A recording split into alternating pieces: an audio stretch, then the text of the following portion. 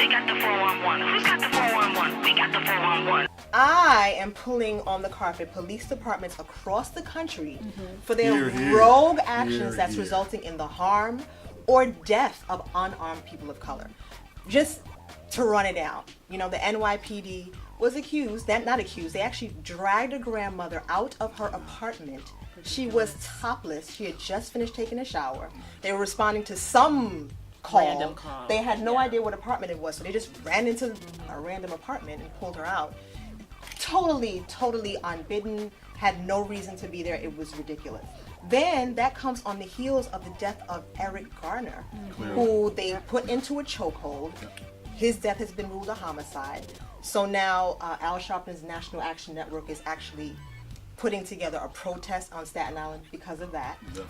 Then now we're going to St. Louis. 18-year-old Michael Brown over the weekend was shot to death after an apparent altercation with, you know, the cops there. And people were so angry. I mean, they had a protest that actually turned into a riot on Sunday because people are just angry. They say, like, what, a riot is like the language of the unheard. So, I mean, with that, you're seeing that people of color are feeling really brutalized and marginalized by a police department that is supposed to protect them.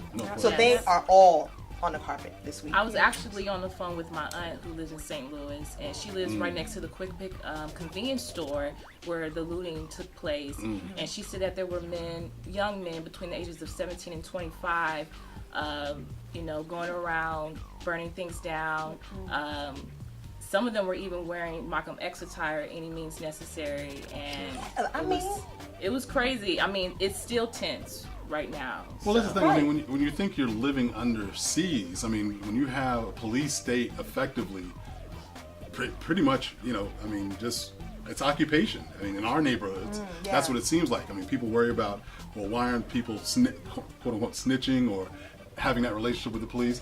Because we don't trust them. Right. And there's reason. Even though we've lowered stop and frisk here in New York, now you've got 3 or 4 chokehold victims almost in a row. Yeah. Because of that whole broken windows thing where you like pick on smaller crimes to catch big ones, and of course the people who get rounded up for those small crimes are people of color. Well, I gotta just say, the worst thing about it though, with the Eric Garner case in particular, and that's just evidence in many cases, they're actually trying to smear the name of the guy who took the video.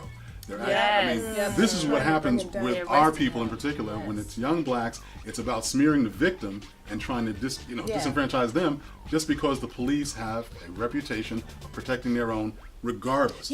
Nobody gets fired, everybody's on paid administrative leave, and they fight and they fight and they get the jury that they want. And unfortunately, we don't see the kind of justice that's really going to change. But I don't think this Eric Garner thing is going to go away. No, I think Al Sharpton, I think civil rights leaders, I think people on the ground, the community is going to fight to make sure that those cops, that cop is brought to justice. They got the 411. Who's got the 411? We got the 411.